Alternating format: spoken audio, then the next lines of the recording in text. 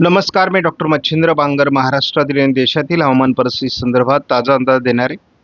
आपण बघतो की बंगालच्या उपसागरामध्ये डिप्रेशन बनण्याच्या मार्गावर आहे आणि लवकरच मान्सून सक्रिय होण्याकरता या डिप्रेशनचा उपयोग होईल. शिवाय हे डिप्रेशन भारताच्या विरुद्ध दिशेने म्हणजेच म्यानमारच्या बाजूने जाण्याची शक्यता आहे. दुसरी गोष्ट आपण बघतो की केरळ ते गोवा अशा पद्धतीने पश्चिमी किनारपट्टीला देखील दक्षिणेला मोठं वातावरण तयार होत आहे. त्यामुळे या हवामान बदलाचा नक्कीच देशाच्या पावसाच्या वाढीमध्ये परिणाम होण्याची शक्यता आहे. आपण सध्या 15 तारखेचा अंदाज बघतो. एकाच वेळेस बंगालच्या उपसागराच्या किनारपट्टी राज्यांमध्ये पावसाचा अंदाज दिलाय. उत्तरेत WD मुळे पावसाचा अंदाज आहे आणि पाऊस आणि उष्णतेची लाट अशी एकत्रित परिस्थिती निर्माण झाली. उष्णतेची लाट आज देखील संपूर्ण महाराष्ट्रामध्ये, मध्य भारतामध्ये, उत्तर भारतामध्ये म्हणजेच राजस्थान, उत्तर प्रदेश, मध्य प्रदेश, राजस्थान, गुजरात, महाराष्ट्र अशी उष्णतेची लाट आहे. ही उष्णतेची लाट 16 तारखेला देखील सक्रिय राहणार आहे. उष्णतेची लाट विदर्भ आणि तेलंगणा, छत्तीसगड, मध्य प्रदेश, उत्तर प्रदेश, पंजाब, हरियाणा, राजस्थान या सर्व भागामध्ये उष्णतेची लाट असणार आहे. गुजरात आणि महाराष्ट्राच्या काही भागातील उष्णतेची लाट मात्र 17 तारखेला कमी होण्याची शक्यता आहे. उष्णतेची लाट 18 तारखेला देखील या राज्यांमध्ये कायम आहे. उष्णतेची लाट 19 तारखेला देखील कायम आहे या सर्व राज्यांमध्ये विदर्भासहित. पावसासंदर्भात अंदाज घ्यायचं झालं तर आपण स्पष्टपणे बघतो की या सर्व राज्यांमध्ये गेल्या 48 तासामध्ये पाऊस झालेला आहे. शिवाय पूर्व भारताच्या या बहुतांश भागामध्ये देखील पाऊस झालेला आहे. यामध्ये महाराष्ट्रात, विदर्भात, थोडं मराठवाड्याच्या पूर्व आणि दक्षिण भागात, पश्चिम महाराष्ट्रामध्ये, दक्षिण कोकणामध्ये सुद्धा पावसाची वर्णी लागलेली आहे. भारतीय हवामान खात्याचा 4 आठवड्याचा अंदाज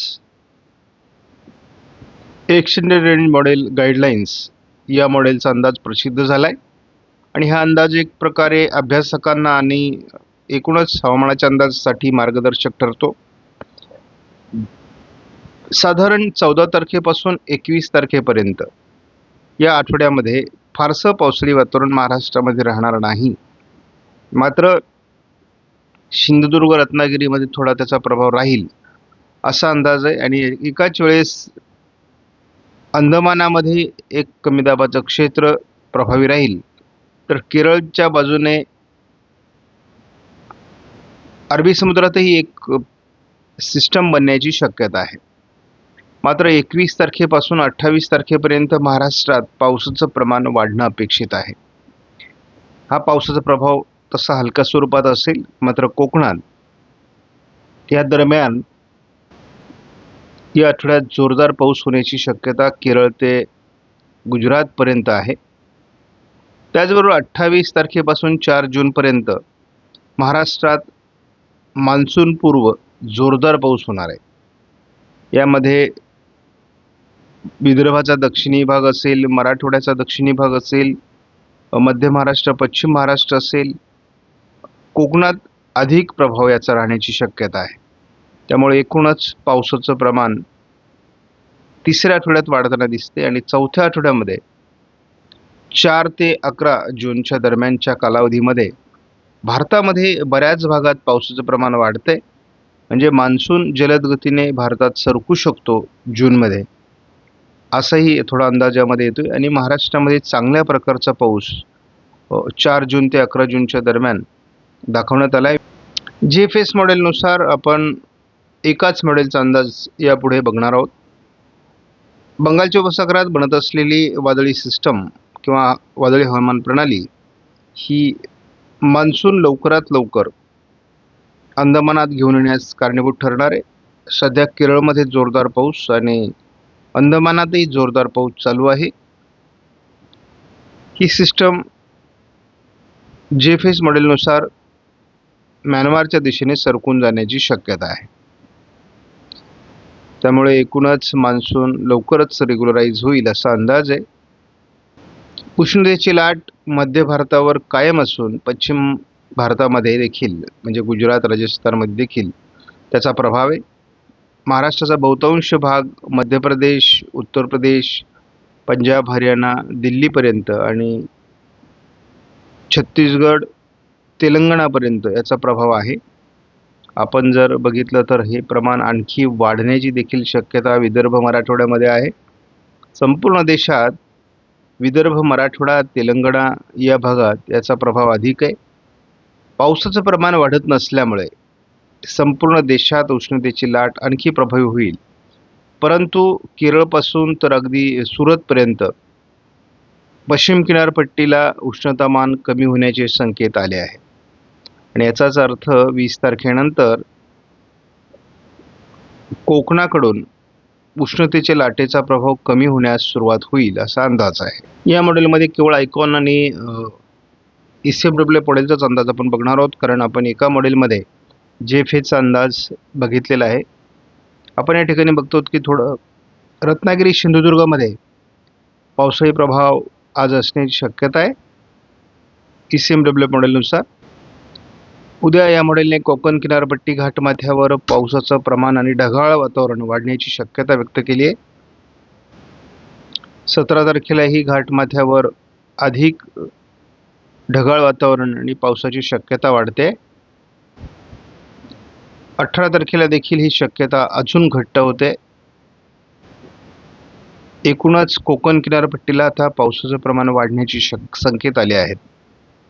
यामध्ये रत्नागिरी, सिंधुदुर्ग, रायगड, अगदी ठाणे, पालघरपर्यंत हे प्रभाव वाढू शकतो, मुंबईपर्यंत.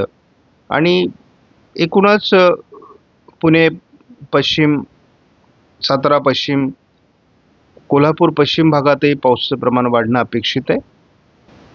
जवळपास स्पष्ट संकेत आहेत की यापुढे प्रत्येक दिवशी कोकण किनारपट्टीला आणि खास करून पश्चिम महाराष्ट्राच्या पश्चिमी भागात पावसाचं प्रमाण वाढू शकतं असा ECMWF मॉडेलचा अंदाज आहे आणि हा अंदाज महत्त्वाचा आहे. आयकॉन मॉडेलने आज महाराष्ट्रात विशेष पावसाळी प्रभाव दाखवलेला नाही. उद्याही विशेष प्रभाव दाखवण्यात आलेला नाही. 17 तारखेला थोडं कोल्हापूरच्या भागामध्ये वातावरण बदलण्याची शक्यता आहे.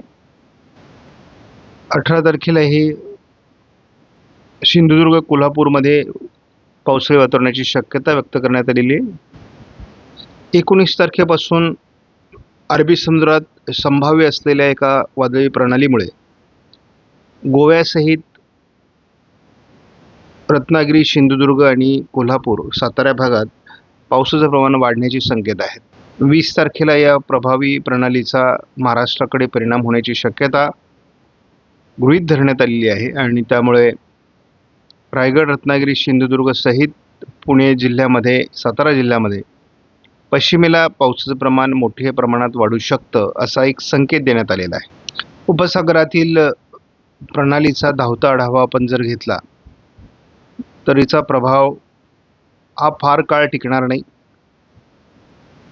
मात्र याचा अंश आपल्याला विरुद्ध दिशेने सरकून जाण्याची शक्यता दिसते. म्हणजे मान्सूनचे वारे सक्रिय होण्यासाठी 48 ते 72 तासात तो सक्रिय होण्यास अनुकूल आहे. बघतो की आज थोडं नाशिक जिल्ह्याच्या पूर्व भागामध्ये ढगाळ वातावरण, तुरळक पावसाची शक्यता आहे. सोलापूरच्या पूर्व भागामध्ये ही शक्यता आहे. दक्षिण भागामध्ये आहे. ECMWF मॉडेलनुसार ढगाळ वातावरण आज रात्रीपासून आणि उद्या देखील संपूर्ण कोकण किनारपट्टीमध्ये वाढणार आहे आणि केवळ ढगाळ वातावरण वाढणार नाही तर काही ठिकाणी पावसाची शक्यता देखील वाढणार आहे. 16 तारखेला घाटमाथ्यावर पावसास अनुकूल ढग निर्माण होऊ शकतात असा अंदाज आहे. गडचिरोलीच्या दिशेने थोडं पावसाळी वातावरण सरकत आहे. 17 तारखेपासून मात्र सातारा, कोल्हापूर भागामध्ये पावसाचं प्रमाण, रत्नागिरी, सिंधुदुर्गमध्ये पावसाचं प्रमाण वाढणार. एकूणच 18 तारखेला देखील कोकणात मोठी ढगाळ परिस्थिती दिसतंय. पावसाचं प्रमाण मात्र आपल्याला थोडं 18 तारखेलाही सातारा, कोल्हापूर, सांगली भागात असण्याची शक्यता आहे, परंतु फार प्रभावी अशा प्रकारचं वातावरण या दरम्यान नाही. पुण्यापासून तर कोल्हापूर, रत्नागिरी, सिंधुदुर्गपर्यंत पावसाची पोषक स्थिती आपल्याला 19 तारखेलाही दिसते. 20 तारखेपासून मात्र सातारा, कोल्हापूर, सांगली भागामध्ये जोरदार पाऊस किंवा मोठे पाऊस सुरू होऊ शकतात. त्यामुळे 20 तारखेनंतर वातावरण बदलणं अपेक्षित आहे. पहिल्यांदा आपल्याला पहाटे 26 तारखेला संपूर्ण घाटमाथ्यावर पाऊस बघायला मिळणार आहे आणि संपूर्ण कोकणात मोठ्या प्रमाणात पाऊस आपल्याला 26 तारखेला सकाळी बघायला मिळणार आहे. हवामानातला हा मोठा बदल आहे, कारण कालपर्यंत कुठेही या भागात पाऊस दाखवला जात नव्हता. आणि मोठं पावसाळी क्षेत्र 17 तारखेपासून सातारा, रायगड, रत्नागिरी, सिंधुदुर्ग, कोल्हापूर, सांगली, सोलापूर, लातूर, धाराशिव भागात दाखवण्यात आलेलं आहे. म्हणजे वातावरण बदलतंय. कालपर्यंत आपल्याला अगदी पावसाचा अंदाजच दिला जात नव्हता. पुणे, सातारा, सांगली, कोल्हापूर या सर्व भागात पुन्हा पावसाळी वातावरण एक नवीन वादळी सिस्टममुळे रायगड, रत्नागिरी, सिंधुदुर्ग सहित सोलापूर, सांगली, कोल्हापूर भागामध्ये 18 तारखेला दाखवलं जात आहे. 19 तारखेला मोठे पाऊस आपल्याला रायगड, रत्नागिरी, सातारा, कोल्हापूर, सांगली भागामध्ये होऊ शकतात असा अंदाज आयकॉनने देखील दिला आहे. आणि मोठं पावसाळी क्षेत्र आपल्याला कोकणामध्ये सरकताना दिसतंय. पहिला पाऊस मुंबईसह रायगड, रत्नागिरी, सिंधुदुर्ग अगदी नाशिकपर्यंत, सोलापूर, अहिल्यानगर पश्चिम, पुणे, सातारा, कोल्हापूरपर्यंत दाखवण्यात आलं आहे. म्हणजे हवामान बदलतंय. कालपर्यंत अगदी दूर दूर पाऊस दाखवला जात नव्हता आणि आज आपल्याला मात्र पुन्हा एकदा पावसाचा अंदाज दिला जाऊ लागला आहे. संभाव्य अरबी समुद्रातील हवामान प्रणालीमुळे लवकरच घाटमाथ्यासहित कोकणात पावसाची सुरुवात होईल हा अंदाज बदललेला आहे आणि मान्सूनही लवकरच भारतात सक्रिय होईल. आपणास व्हिडिओमधील माहिती महत्त्वपूर्ण वाटल्यास लाईक करा, शेअर करा, चॅनलला सबस्क्राईब करा. धन्यवाद. जय हिंद, जय महाराष्ट्र, जय बळीराजा.